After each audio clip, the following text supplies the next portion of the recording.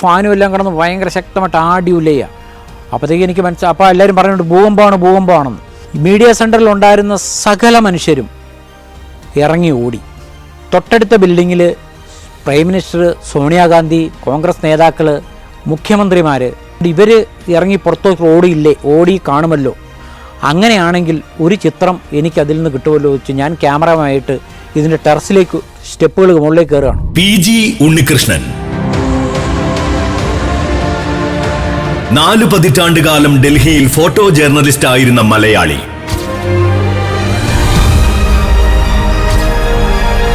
രാജ്യത്തെ ഞെട്ടിച്ച പല സംഭവങ്ങൾക്കും നേർസാക്ഷിയായ മാധ്യമപ്രവർത്തകൻ. മാതൃഭൂമി ഓഫീസിൽ നിന്നും പാർലമെന്റിലേക്ക് ഓടുകയാണ്. എത്തുന്ന സമയത്ത് ഞാൻ കാണുന്ന കാഴ്ച, പാർലമെന്റിന്റെ മതിലിന് ചേർന്ന് വെടികൊണ്ട സുരക്ഷാ ഉദ്യോഗസ്ഥനെ മറ്റൊരു സുരക്ഷാ ഉദ്യോഗസ്ഥനും വേറൊരാളും കൂടി എടുത്തു പൊക്കി മാറ്റുന്നതാണ് ഞാൻ എടുത്ത ആദ്യത്തെ ചിത്രം. ആ കാഴ്ചകൾ, അനുഭവങ്ങൾ പങ്കുവെക്കുകയാണ് PG ഉണ്ണികൃഷ്ണൻ. പെൺകുട്ടികളും ആൺകുട്ടികളും ക്രൂരമായി മർദ്ദിക്കുകയാണ്. അപ്പം അത് ഞാൻ ചിത്രമെടുത്ത് ഞാൻ തിരിയുമ്പോൾ എൻ്റെ പുറകിൽ ഒരു തോക്ക് എൻ്റെ പുറകിൽ ഒരുത്തൻ ചൂണ്ടി എന്നോട് പറഞ്ഞു ഫിലിം. രാജ്യത്തെ നടുക്കിയ പാർലമെന്റ് ഭീകരാക്രമണം. ഈ പാർലമെന്റിൽ ആ സമയത്തെത്തിയ ആദ്യ ഫോട്ടോഗ്രാഫർ ഞാൻ തന്നെയാണ്. വേറെ ഒരു ഫോട്ടോഗ്രാഫർ അവിടെ ഇല്ല. മന്ത്രിമാരും MP-മാരും കടന്നു പോകുന്ന മെയിൻ കവാടത്തിൻ്റെ ഫ്രണ്ടിൽ ഈ തീവ്രവാദി പൊട്ടിച്ചിതറി കിടക്കാണ്. കാരണം വെടികൊണ്ട് തകർന്ന് മുഴുവൻ ചോരയായിട്ട് ഭിത്തിയിലെല്ലാം തെറിച്ചിരിക്കുകയാണ് ചോരപ്പാടുകൾ. ഗുജറാത്ത് ഭൂകമ്പം. ബോഡി ചീഞ്ഞതിൻ്റെ രൂക്ഷമായ സ്മെല്ലാണ്. ഓരോ ബിൽഡിംഗ് ഇടിഞ്ഞ് വീണ്, ഓരോ വീടുകൾ വീണ സ്ഥലങ്ങളിൽ ഈ രൂക്ഷമായ ഗന്ധമാണ് നമ്മുടെ മൂക്കിലേക്ക് അടിക്കുന്നത്. ഉള്ളുലച്ച നേർക്കാഴ്ചകൾ. ഒരു കൂട്ടം ആൾക്കാർ ഒരാളിനെ ഓടിച്ചുകൊണ്ട് വരികയാണ്. ഈ ഓടി വരുന്ന മനുഷ്യൻ ഈ SHOയുടെ കാലിലേക്ക് പിടിച്ചിട്ട് പറയാം, സാർ മേരക്കോ ബച്ചാവോ. അപ്പോൾ ആ പോലീസുകാരൻ പറഞ്ഞു എനിക്കൊന്നും ചെയ്യാൻ പറ്റില്ല. അതിനുശേഷം ഈ മനുഷ്യനെ പിടിച്ച് ടയറുകൾ ഇങ്ങനെ വഴി കത്തിച്ചിട്ടിരിക്കുക, ഒരു ടയറിലേക്ക് ഈ മനുഷ്യനെ പിടിച്ച് ഇടുകയാണ് ഉണ്ടായത്. 40 വർഷക്കാലം ഡൽഹിയിൽ ജോലി ചെയ്ത ഫോട്ടോ ജേർണലിസ്റ്റായ PG ഉണ്ണികൃഷ്ണൻ തന്റെ ജീവിതാനുഭവങ്ങൾ പങ്കുവെക്കുന്നു. ഞാൻ കോട്ടയം ജില്ലയിൽ തോട്ടയ്ക്കാട് അമ്പലക്കവലയ്ക്ക് സമീപമാണ് എൻ്റെ വീട്. എൻ്റെ അച്ഛൻ ഒരു ചായക്കടക്കാരനായിരുന്നു, അമ്മ ഒരു ഹൗസ് വൈഫായിരുന്നു. ഞാൻ 10ാം ക്ലാസ് പാസ്സായപ്പം എൻ്റെ അച്ഛൻ എന്നോട് പറഞ്ഞു, നീ എന്തെങ്കിലും ഒരു തൊഴിൽ അന്വേഷിക്കൂ, ഒരു തൊഴിൽ എന്തെങ്കിലും പഠിക്കൂ എന്ന് പറഞ്ഞു. അപ്പം എനിക്ക് മനസ്സിൽ തോന്നി ഓട്ടോമൊബൈൽ ഡിപ്ലോമ എടുക്കാം എന്നെൻ്റെ മനസ്സിൽ തോന്നി. അങ്ങനെ ഞാൻ മല്ലപ്പള്ളിയിൽ ഒരു ഇൻസ്റ്റിറ്റ്യൂട്ടിൽ ചേരുകയും 1 വർഷം ഡിപ്ലോമ ഫസ്റ്റ് ക്ലാസ് പാസ്സായതിന് ശേഷം ഞാൻ അവിടുന്ന് ഡ്രൈവിങ് പഠിച്ചു. അപ്പോൾ എൻ്റെ ചേട്ട സഹോദരൻ ഡൽഹിയിലുണ്ട്. അപ്പോൾ അദ്ദേഹം പറഞ്ഞു, നീ ഒരു കാര്യം ചെയ്യ്, ഡൽഹിക്ക് വരൂ, നമുക്കവിടെ ജോലി നോക്കാം. അന്നൊക്കെ ട്രെയിൻ യാത്ര വളരെ ദുഷ്കരമായ യാത്രകളാണ്. ട്രെയിനിൽ നമ്മൾ സ്ലീപ്പർ ക്ലാസ്സിൽ അന്ന് വളരെ തുച്ഛമായ പൈസയേ ഉള്ളൂ ട്രെയിൻ ടിക്കറ്റ്. പക്ഷേ ഇവിടുന്ന് യാത്ര 3 ദിവസം ഇരുന്ന് വേണം ട്രെയിൻ യാത്ര ചെയ്യാൻ. അങ്ങനെ ആദ്യമായി ഡൽഹിയിലേക്ക് യാത്രയാവുന്നു.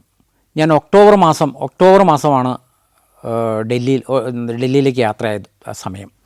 ഞാൻ ഒക്ടോബറിൽ ഞാൻ ഡൽഹിയിൽ ട്രെയിൻ ഇറങ്ങുമ്പം ചേട്ടൻ എന്നെ കൂട്ടാൻ വന്നിരുന്നു. പക്ഷേ ഡൽഹിയിൽ ഞാൻ ട്രെയിൻ ഇറങ്ങുമ്പം നേരിയ തണുപ്പാണ്.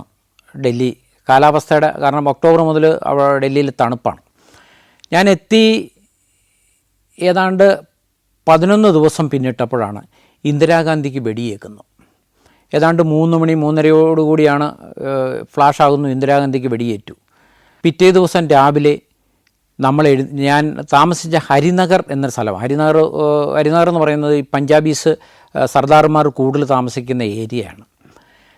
നമ്മൾ രാവിലെ 7 മണി മുതൽ കേൾക്കുന്നു റോഡുകളിൽ മുഴുവൻ അക്രമങ്ങൾ നടക്കുന്നു, കടകൾ കുത്തിപ്പൊളിക്കുന്നു.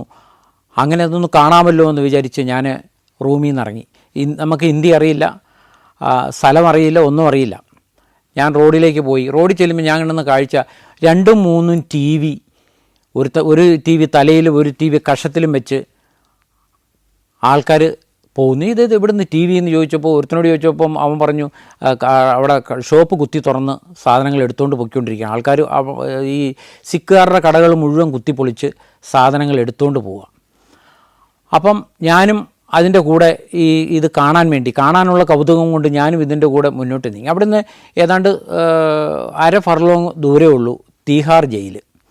ഞാൻ തീഹാർ ജയിലും കാണാം. തീഹാർ ജയിലിൻ്റെ മുന്നിലൂടെ കുറച്ചുകൂടെ മുന്നോട്ട് നടന്നപ്പോൾ ഒരു കൂട്ടം ആൾക്കാർ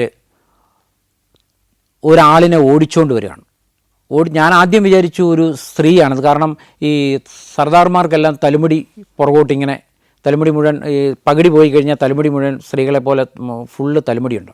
അതിങ്ങനെ പാറി പറന്നൊരു മനുഷ്യൻ ഓടി വരികയാണ്. തീഹാർ ജയിലിന് ഏതാണ്ട് അടുത്തെത്തിയപ്പോൾ അവിടെ പോലീസ് ജീപ്പ് കിടപ്പുണ്ട്. ആ പോലീസ് ജീപ്പിൽ SHO എന്ന് പറയും, ഇവിടുത്തെ പോലീസ്, ആ ഏരിയയിലെ പോലീസ് ഓഫീസറാണ്. ഈ ഓടി വരുന്ന മനുഷ്യൻ ഈ പോലീസുകാരൻ്റെ ഈ SHOയുടെ കാലിലേക്ക് പിടിച്ചിട്ട് പറയാം, സാർ മേരക്കോ ബച്ചാവോ. അപ്പം ഈ ബച്ചാവോ എന്താണെന്ന് നമുക്ക് ഹിന്ദി അന്ന് മനസ്സിലാകുന്നില്ല. എന്തോ രക്ഷിക്കണമെന്നായിരിക്കും പറഞ്ഞതെന്ന് നമ്മൾ മനസ്സിൽ വിചാരിച്ചു. പക്ഷേ അത് തന്നെയായിരുന്നു എൻ്റെ കറക്റ്റ് പോയിൻറ്റ്. അപ്പോൾ ആ പോലീസുകാരൻ പറഞ്ഞു, എനിക്കൊന്നും ചെയ്യാൻ പറ്റില്ല, കാരണം ഇപ്പോൾ ഓടി വരുന്ന അത്രയും ജനം ഓടി വരികയാണ്, എനിക്കൊന്നും മേ കുച്ചനെ കർ സക്ത. അയാൾ പറഞ്ഞത് മേ കുച്ചനെ കർ സക്ത എന്ന്. അതിനുശേഷം ഈ മനുഷ്യനെ പിടിച്ച് ഒരു ടയറുകൾ ഇങ്ങനെ വഴി കത്തിച്ചിട്ടിരിക്കുക, ഒരു ടയറിലേക്ക് ഈ മനുഷ്യനെ പിടിച്ച് ഇടുകയാണ് ഉണ്ടായത്. ഒരു മനുഷ്യഹത്യ, ഒരു മനുഷ്യനെ കൺമുമ്പിൽ കൊല്ലുന്ന ദൃശ്യം നമുക്ക് നേരിട്ട് കാണാൻ പറ്റി. അത് നമ്മുടെ മനസ്സിനെ വളരെ തളർത്തി കളഞ്ഞു. ആ മരിച്ച ആ തലയെക്കെട്ടുകാരൻ അവിടെ അടുത്ത് കബാഡി വിൽക്കുന്ന ഒരു ഷോപ്പിൻ്റെ ഉടമസ്ഥനായിരുന്നു. ആ കബാഡി കടയൊക്കെ അവർ അന്ന് കത്തിച്ചു കളഞ്ഞു. അതിനുശേഷം 2 ദിവസം കണ്ടിന്യൂസ് ആയിട്ട് കർഫ്യൂ, 2 ദിവസം കർഫ്യൂവിന് ശേഷമാണ് കണ്ടിന്യൂസ് ആയിട്ട് കർഫ്യൂ വന്നത്. ആ 2 ദിവസം ഭയങ്കരമായി ഡൽഹിയിൽ ഈ ഭീകര അന്തരീക്ഷം ആയിരുന്നു. 2 ദിവസത്തിന് ശേഷം കർഫ്യൂ പ്രഖ്യാപിച്ചു, പിന്നെ ശാന്തതയിലേക്ക് പോയി. അതിനുശേഷം എന്നെ സംബന്ധിച്ച് ഒരു ജോലി, ഞാനിത് പഠിച്ചു വന്നുവെങ്കിലും ഒരു ജോലി തപ്പിയുള്ള യാത്രയായിരുന്നു. ജോലി തപ്പി ഞാൻ ആദ്യം ഒരു മാസത്തോളം ഒരു വർക്ക്ഷോപ്പിൽ പണികൾ പഠിക്കാൻ നിന്നു. പക്ഷേ അതെനിക്ക് ഒരു മാസം പഠിച്ചിട്ട് എന്നെക്കൊണ്ടത് ചെയ്യാൻ പറ്റില്ല എന്ന് എൻ്റെ മനസ്സ് തോന്നിയതുകൊണ്ട് ഞാനത് പഠിച്ചു പോയ സംഭവം വിട്ട് മറ്റൊരു ജോലി തേടി. അങ്ങനെ ചില ചെറിയ സ്ഥാപനങ്ങളിൽ ചെറിയ ജോലികൾ ചെയ്തു. 3 മാസം 6 മാസം. ആദ്യമായിട്ടൊരു മെഡിക്കൽ ടാബ്ലറ്റ്സ് ഉണ്ടാക്കുന്ന ഒരു കമ്പനിയിലാണ് കയറുന്നത്. അവിടെ പ്രിൻറ്റിങ്, അതായത് അതിൻ്റെ പ്രൈസ് എത്ര, അതിൻ്റെ ഡേറ്റ്, ഏത് ഡേറ്റിലാണ് മേക്കിംഗ്, അങ്ങനെയുള്ള സാധനങ്ങൾ പ്രിൻ്റ് ചെയ്യുക. ആ പ്രിൻറ്റിങ് ജോലിയാണ് എനിക്ക് അവിടെ കിട്ടിയത്. അത് ഞാനൊരു ഏതാണ്ട് 6-7 മാസത്തോളം ആ ജോലി ചെയ്തു. അതിനുശേഷം ആ ജോലി വിട്ടു, മറ്റൊരു ജോലി തപ്പി. അടുത്ത ജോലി എനിക്ക് കിട്ടിയത് ഒരു Kanam form industry, Kanam form ഉണ്ടാക്കുന്ന ഇൻഡസ്ട്രിയിലായിരുന്നു. അവിടെ ജോലിക്ക് കയറി ഒരു 10-ാം ദിവസം എൻ്റെ 2 കൈകളും പൊള്ളിപ്പോയി. കാരണം ഈ ഫോം ഉണ്ടാക്കുന്ന മെഷീനിൽ തുറക്കുന്നത് മാനുവലായിട്ട് തുറക്കണം. അത് തുറക്കുമ്പോൾ നമ്മൾ പുതിയ വ്യക്തിയാണ്, നമുക്കതേക്കുറിച്ച് കൂടുതൽ അറിയില്ല. നമ്മളത് പൊക്കിയ സമയത്ത് എൻ്റെ കയ്യിലേക്ക് ചൂടടിച്ച് 2 കൈയും മൊത്തം പൊള്ളിപ്പോയി. അതിനുശേഷം ഞാൻ ആ പണി നിർത്തി. പിന്നെ മറ്റൊരു ജോലി അന്വേഷിച്ചു. അങ്ങനെ 3-4 സ്ഥാപനങ്ങളിൽ, ചെറിയ സ്ഥാപനങ്ങളിൽ ജോലി ചെയ്യേണ്ട വന്നു. അതിനുശേഷമാണ് ജനപുരിയിൽ ചിത്രാലയ സ്റ്റുഡിയോ, കൃഷ്ണാജി എന്നാണ് അദ്ദേഹത്തിൻ്റെ പേര്, അദ്ദേഹത്തിൻ്റെ സ്റ്റുഡിയോയിലൊരു ഹെൽപ്പറെ വേണമെന്ന് അറിഞ്ഞ് ഞാൻ അവിടെ പോയി. 250 രൂപ ശമ്പളത്തിൽ ഞാൻ ആ സ്റ്റുഡിയോയിൽ ഹെൽപ്പറായിട്ട് കയറി. അപ്പോൾ കൃഷ്ണാജി എന്നോട് പറഞ്ഞു, ഇതിന് മുമ്പ് ഒരു പയ്യനുണ്ടായിരുന്നു, ആ പയ്യനെ ഞാൻ ഫോട്ടോഗ്രാഫി എല്ലാം പഠിപ്പിച്ചതാണ്. പക്ഷേ അയാൾക്ക് ഫോട്ടോഗ്രാഫി ജോലി ചെയ്യാൻ സാധിച്ചില്ല. അയാളെ ഒരു കല്യാണം കവർ ചെയ്യാൻ വിട്ടപ്പോൾ അയാൾ കല്യാണ പെണ്ണിൻ്റെയും ചെറുക്കൻ്റെയും തലയില്ലാതാണ് പടമെടുത്ത് വന്നത്. അതിൻ്റെ നഷ്ടപരിഹാരം എനിക്ക് കൊടുക്കേണ്ട വന്നു. ആ ക്ലയൻറ്റിൽ നിന്നുള്ള ചീത്ത എനിക്ക് കേൾക്കേണ്ട വന്നു. അതുകൊണ്ട് നിന്നെ ഞാൻ ഫോട്ടോഗ്രാഫി പഠിപ്പിക്കില്ല എന്ന് പറഞ്ഞു. അപ്പോൾ എനിക്കിത് പഠിക്കണമെന്നൊരു മനസ്സിലൊരു ആഗ്രഹവും, കാരണം സ്റ്റുഡിയോയിൽ നിൽക്കുകയാണല്ലോ. ഇദ്ദേഹം ഉച്ചയ്ക്ക് ഉണ്ണാൻ പോകുമ്പോൾ ഞാൻ ഈ ഡാർക്ക് റൂമിൽ കയറി ഈ പ്രിൻ്റ് എങ്ങനെ ഉണ്ടാക്കുന്ന ലൈറ്റ് ഇട്ട് നോക്കും, ഇതൊക്കെ ചെയ്യും. അല്ലാതെ എനിക്ക് അതിൻ്റെ ടെക്നിക്കായിട്ടൊന്നും അറിയില്ല. അപ്പം ഞാൻ ആ സ്റ്റുഡിയോയിൽ എൻ്റെ ജോലി എന്തെന്ന് ചോദിച്ചാൽ, ഞാൻ സ്റ്റുഡിയോ രാവിലെ എത്തി സ്റ്റുഡിയോ തുറക്കുക, സ്റ്റുഡിയോ തൂത്തുവാരുക, അവിടെ ക്ലീനിങ് എന്തൊക്കെ ക്ലീനിങ് ചെയ്യാൻ പറ്റുമോ ആ ക്ലീനിങ്ങുകളൊക്കെ ചെയ്യുക. അതാണ് എൻ്റെ പണി. വെറുതെ ഞാൻ ഇരിക്കുക, ആരെങ്കിലും വന്നാൽ ഈ പേരെഴുതി എൻട്രി ചെയ്യുക, ഇന്നയാളുടെ പേര് എഴുതി വയ്ക്കുക. അത് മാത്രമേ എൻ്റെ ജോലി ഉണ്ടായിരുന്നുള്ളൂ. വൈകിട്ട് ഈ ഡാർക്ക് റൂമിൽ വാഷ് ചെയ്ത കെമിക്കലെല്ലാം ക്ലീൻ ചെയ്ത് എല്ലാം തൂത്തുടച്ചിടുക. വൈകിട്ട് 8 മണിയോടുകൂടി സ്റ്റുഡിയോ അടയ്ക്കുന്നു, വീട്ടിൽ പോകുന്നു. അങ്ങനെ ആയിരുന്നു. 250 രൂപയാണ് കിട്ടുന്ന ശമ്പളം. അവിടെ നിന്ന് ഞാൻ ഈ ഫോട്ടോഗ്രാഫിയുടെ ചുവടുകൾ പഠിക്കാൻ കാരണം അദ്ദേഹത്തിന് എന്നോട് തോന്നിയ ഒരു മനസ്സാണ്. കാരണം അദ്ദേഹം 2 മണിക്ക് വീട്ടിലേക്ക് ഭക്ഷണം കഴിക്കാൻ പോയി കഴിഞ്ഞാൽ ആരെങ്കിലും വന്നാൽ പടം ഞാൻ പുള്ളിയെ അന്നത്തെ കാലത്ത് വീട്ടിലെ നമ്പറിൽ വിളിച്ചു പറയണം, ചേട്ടാ ഇങ്ങനെ ആൾ ചിത്രം എടുക്കാൻ വന്നിട്ടുണ്ട്, ചേട്ടൻ വരണമെന്ന്. അപ്പം പുള്ളി പറയും 3 മണി കഴിഞ്ഞ് വരൂ, ഞാൻ ഉറങ്ങിയിട്ടേ വരുള്ളൂ. അങ്ങനെ 1-2 സന്ദർഭങ്ങളിൽ ഇദ്ദേഹം ചിത്രം എടുക്കുന്ന ഞാൻ കണ്ടുപഠിച്ചിട്ട് ഞാൻ ആ 1-2 ചിത്രങ്ങൾ എടുത്തപ്പോൾ പുള്ളിക്കത് തോന്നി ഇതിന് ഉപയോഗിക്കാൻ പറ്റും. അങ്ങനെ പുള്ളി ഫോട്ടോ എടുക്കുന്ന കാര്യങ്ങൾ ചെറിയ തോതിൽ, ഫുള്ളായി പറഞ്ഞു തന്നില്ല, ചെറിയ തോതിൽ എനിക്ക് പറഞ്ഞു തരികയാണ് ഉണ്ടായത്. അത് കുറച്ച് മാസങ്ങൾ കൊണ്ട് ഞാൻ ആ സ്റ്റുഡിയോ എങ്ങനെയാണ് ഫിലിം ഡെവലപ്പ് ചെയ്യേണ്ടതെന്നും എങ്ങനെയാണ് പ്രിൻ്റ് ഉണ്ടാക്കേണ്ടതെന്നും, ബ്ലാക്ക് ആൻഡ് വൈറ്റ് പ്രിൻ്റാണ്, കളർ ലാബിൽ കൊടുത്തെങ്കിൽ മാത്രമേ അന്നത്തെ കാലത്ത് എടുത്ത് കിട്ടുകയുള്ളൂ. അപ്പം ഈ ബ്ലാക്ക് ആൻഡ് വൈറ്റ് ചിത്രങ്ങൾ മാത്രം ആണ് നമ്മൾ വാഷ് ചെയ്തുകൊണ്ടിരുന്നത്. ആ ഒരു സന്ദർഭത്തിലാണ് മിഡ് ഡേ എന്ന് പറയുന്ന ഒരു പത്രം, അവർ ബോംബെ മിഡ് ഡേ ആണ്, ബോംബെ മിഡ് ഡേ അവർ ഡൽഹി മിഡ് ഡേ സ്റ്റാർട്ട് ചെയ്യാൻ ഒരുങ്ങുന്നു. അപ്പോൾ ഡൽഹി മിഡ് ഡേ സ്റ്റാർട്ട് ചെയ്യുന്നു. അന്ന് എൻ്റെ ഒരു ഹരിനഗറിൽ താമസിച്ച ഒരു കൂട്ടുകാരൻ പ്രസന്നൻ, അദ്ദേഹം അവിടെ കമ്പ്യൂട്ടർ ജോലിക്ക് കയറി. അപ്പം അദ്ദേഹം എന്നെ വിളിച്ചു പറഞ്ഞു, ഉണ്ണി ഇവിടെ ഒരു ഡാർക്ക് റൂം അസിസ്റ്റൻ്റ് വേക്കൻസി ഉണ്ട്, നീ വന്നൊന്ന് നോക്കുക എന്ന് പറഞ്ഞു. അന്ന് വർമാജി എന്ന് പറയുന്ന ആളാണ് ഈ പത്രത്തിൻ്റെ എഡിറ്റർ. ഞാൻ അദ്ദേഹത്തെ വന്ന് കണ്ടു. അപ്പോൾ എന്നോട് ചോദിച്ചു, ഡാർക്ക് റൂമിൻ്റെ പണിയെല്ലാം അറിയാമോ? ഞാൻ പറഞ്ഞു അറിയാം. എന്നാൽ ശരി എന്ന് പറഞ്ഞ് അങ്ങനെ ഡാർക്ക് റൂം ജോലിക്ക് എന്നെ അവിടെ വയ്ക്കാനുണ്ടായത്. അവിടെ ജോലിക്ക് പ്രവേശിച്ചു. അന്നത്തെ അവിടുത്തെ സബ് എഡിറ്ററായിരുന്ന വെങ്കടേശ്വര റാവു, അദ്ദേഹം ആന്ധ്ര സ്വദേശിയാണ്, പക്ഷേ മലയാളം തൊട്ടൊക്കെ പറയും. അപ്പോഴത്തേക്ക് നമ്മൾ ഒരുമാതിരി ഹിന്ദിയുടെ ആദ്യ പാഠങ്ങളൊക്കെ പഠിച്ചു കഴിഞ്ഞിരുന്നു. അപ്പം ബോംബെ ലൈബ്രറിയിൽ നിന്ന് കുറേ ചിത്രങ്ങൾ ഡൽഹി ഓഫീസിലേക്ക് അയച്ചു തന്നു.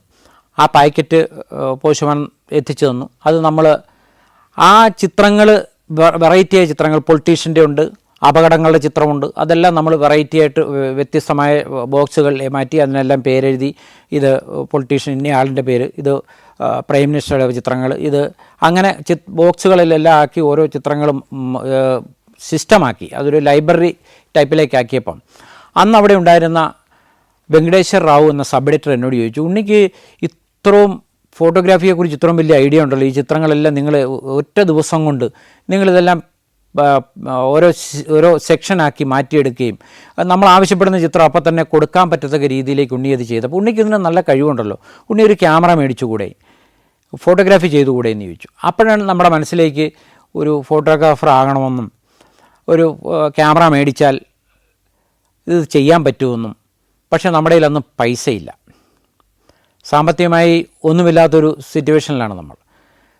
കടം മേടിച്ച് 20,000 രൂപ കടം മേടിച്ച് പെൻറ്റെക്സ് ക്യാമറ, ചാന്ദിനി ചൗക്ക് എന്ന് പറയുന്ന ഇവിടുത്തെ ക്യാമറ, ഡൽഹിയിലെ ക്യാമറ സെയിൽ ചെയ്യുന്ന ഒരു ഷോപ്പിൽ പോയി പെൻറ്റെക്സിൻ്റെ ക്യാമറ. അമേരിക്കയെ ഇനി ടെലിവിഷനിലൂടെയല്ല നേരിൽ തന്നെ കാണാം.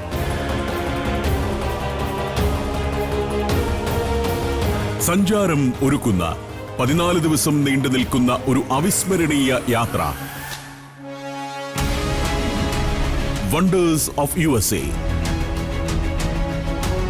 സാൻ ഫ്രാൻസിസ്കോയിൽ നിന്ന് തുടങ്ങി Los Angeles, Las Vegas, Niagara Falls, Washington DC എന്നിവിടങ്ങളെല്ലാം പിന്നിട്ട് ന്യൂയോർക്കിൽ സമാപിക്കുന്ന ദീർഘമായൊരു അമേരിക്കൻ സഞ്ചാരം.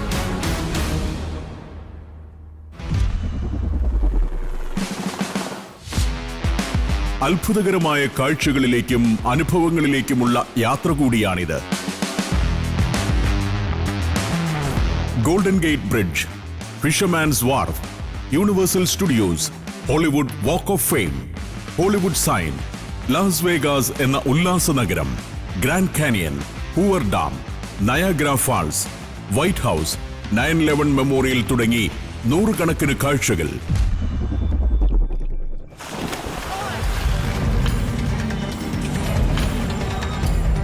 നിങ്ങളുടെ ജീവിതത്തിൽ ഒരിക്കലും മറക്കാനാവാത്തതായിരിക്കും ഈ അമേരിക്കൻ സഞ്ചാരം. US വിസയുള്ളവർ ബുക്കിംഗിനും കൂടുതൽ വിവരങ്ങൾക്കും ഉടൻ വിളിക്കൂ. ഫോൺ 75919 സന്ദർശിക്കൂ sanjaram.com. മിഡ് ഡേ എന്ന് പറഞ്ഞാൽ ഉച്ചയ്ക്ക് 12 മണിക്ക് ഇറങ്ങുന്ന പത്രമാണ്. 7 മണിയാകുമ്പോൾ ഓഫീസിൽ വരണം. ഓഫീസിൽ വന്ന ആദ്യത്തെ ഡ്യൂട്ടി എന്താണെന്ന് ചോദിച്ചാൽ എവിടെയെങ്കിലും തീപിടുത്തങ്ങളുണ്ടായോ, അല്ലെങ്കിൽ എവിടെയെങ്കിലും ആക്സിഡൻറ്റ് മരണങ്ങളുണ്ടായോ, അതാണ് നമ്മുടെ ആദ്യത്തെ ജോലി. അത് അന്വേഷിക്കുക എന്നാണ് ആദ്യത്തെ ജോലി. അന്ന് എൻ്റെ അവിടുത്തെ ഫോട്ടോഗ്രാഫർ സുശീൽ കുമാർ എന്ന് പറയുന്ന ഒരു വ്യക്തിയാണ് എൻ്റെ സീനിയറായ ഫോട്ടോഗ്രാഫർ. അപ്പം പുള്ളി എന്നോട് പറയും, പുള്ളി ഉപയോഗിക്കുന്ന ഫിലിമുകളുടെ ബാക്കി വരുന്ന പീസുകൾ എനിക്ക് തരും. ഉണ്ണിയുടെ ക്യാമറയിൽ ഇതിട്ടോളൂ. ചിലപ്പോൾ അത് 5 സ്നാപ്പായിരിക്കും, ചിലപ്പോൾ അത് 3 സ്നാപ്പായിരിക്കും, അത്ര ഉണ്ടാവുള്ളൂ.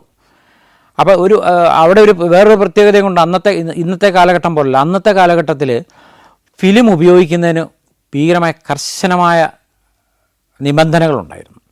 കാരണം നമ്മൾ ഫിലിം ഒരു ഇൻ്റർവ്യൂവിന് പോയാൽ 5 സ്നാപ്പിൽ കൂടുതൽ എടുക്കാൻ പാടില്ല. ആ 5 സ്നാപ്പിൽ എഡിറ്റർ എന്താണോ ആഗ്രഹിക്കുന്നത്, ആക്ഷൻ പടമാണെങ്കിൽ ആക്ഷൻ പടം, ചിരിക്കുന്ന പടമാണെങ്കിൽ ചിരിക്കുന്ന പടം, ഈ 5 സ്നാപ്പിനകത്ത് ഈ ചിത്രം എടുത്തിരിക്കണം. ഇല്ല അതിൽ ഒരു 2 സ്നാപ്പ് കൂടിപ്പോയിട്ടുണ്ടെങ്കിൽ നമ്മൾ ചീത്ത കേൾക്കും, വഴക്ക് പറയും, നിങ്ങൾ എന്തിന് സ്നാപ്പ് കൂടുതലെടുത്തു എന്നുള്ള സംഭവം.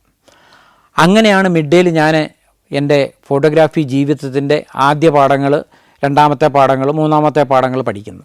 അത് ഏതാണ്ട് 6 മാസത്തിന് ശേഷം എനിക്ക് അസിസ്റ്റൻ്റ് ഫോട്ടോഗ്രാഫർ എന്ന പോസ്റ്റ് തന്നു. അതിന് ഞാനവിടെ 4 വർഷത്തോളം മിഡ് ഡേയിൽ ജോലി ചെയ്തു. എങ്കിലും ഈ 1 വർഷമായപ്പോൾ ഞാൻ അവിടുത്തെ ഫോട്ടോഗ്രാഫറായി. ഫോട്ടോഗ്രാഫർ മിഡ് ഡേയിലെ ഫോട്ടോഗ്രാഫി ജീവിതത്തിൽ ഞാൻ നേതാക്കന്മാർ, ആദ്യം ഞാനൊരു പൊളിറ്റീഷ്യൻ നേതാവിനെ, അതായത് ഒരു പൊളിറ്റീഷ്യനെ ഞാൻ ആദ്യം എടുക്കുന്നത് രാജീവ് ഗാന്ധിയാണ്. രാജീവ് ഗാന്ധിയുടെ ചിത്രം എടുത്തതും എലക്ഷൻ ക്യാമ്പയിൻ, കരോൾ ബാഗിൽ എലക്ഷൻ ക്യാമ്പയിൻ നടക്കുകയാണ്. അപ്പോൾ എലക്ഷൻ ക്യാമ്പയിനിൽ രാജീവ് ഗാന്ധി പ്രസംഗിക്കാനെത്തുന്നു. കോൺഗ്രസിൻ്റെ ഒരു സിസ്റ്റം അങ്ങനെയാണ്. കോൺഗ്രസിൻ്റെ നേതാവ് സ്റ്റേജിലെത്തിയാൽ ബാക്കി എത്ര ചോട്ടാ നേതാക്കളുണ്ടോ അവരെല്ലാവരും ഈ സ്റ്റേജിലേക്ക് പ്രവേശിക്കും. അങ്ങനെ സ്റ്റേജിൻ്റെ ഒരു സൈഡ് ചെറുതായി ഒന്ന് ഒലയുകയും ഒരു സൈഡ് ചെറുതായിട്ട് പൊട്ടി രാജീവ് ഗാന്ധി വീഴാൻ പോയി. ഞാനെടുത്ത ചിത്രം അതാ. പിറ്റേ ദിവസം ആ ചിത്രമാണ് മിഡ് ഡേ ഉപയോഗിച്ചത്. അങ്ങനെ ഞാനൊരു ആദ്യമായി ഒരു നേതാവിൻ്റെ ചിത്രം എടുക്കുന്നത് രാജീവ് ഗാന്ധിയുടെയാണ്.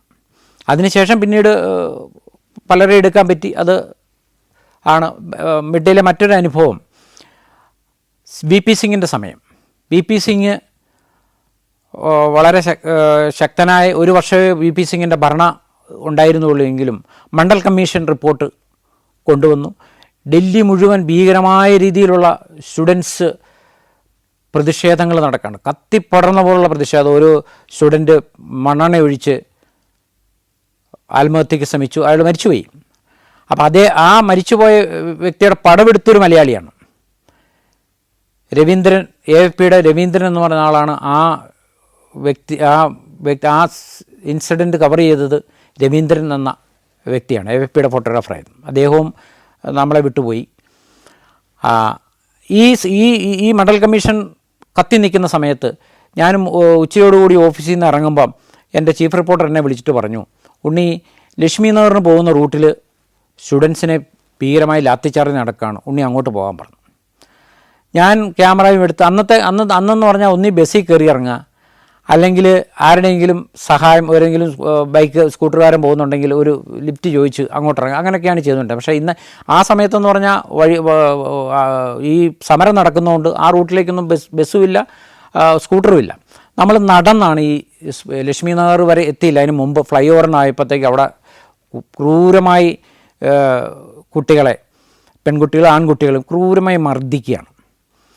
അപ്പം അത് ഞാൻ ചിത്രമെടുത്ത് ഞാൻ തിരിയുമ്പോൾ എൻ്റെ പുറകിൽ ഒരു തോക്ക് എൻ്റെ പുറകിൽ ഒരുത്തൻ ചൂണ്ടി, ഒരു നോക്കും പോലീസുകാരനാണ്. എന്നോട് പറഞ്ഞു ഫിലിം എടുക്കണോ എന്ന് പറഞ്ഞു. ഫിലിം നികാലോ, അവൻ്റെ ഹിന്ദി വേർഡാണ് ഫിലിം നികാലോ. ഞാൻ പറഞ്ഞു സാറേ ഞാൻ അധികം ഫിലിം നിന്നോട് പറഞ്ഞില്ലേ, ഫിലിം എടുക്കാനല്ലേ പറഞ്ഞത്. ഞാൻ പെട്ടെന്ന് ഈ ഫിലിം റോൾ ചെയ്തു. അപ്പം നമുക്ക് ഓഫീസിൽ നിന്ന് കിട്ടുന്ന പീസായിട്ടുള്ള ഫിലിമുകളാണ്.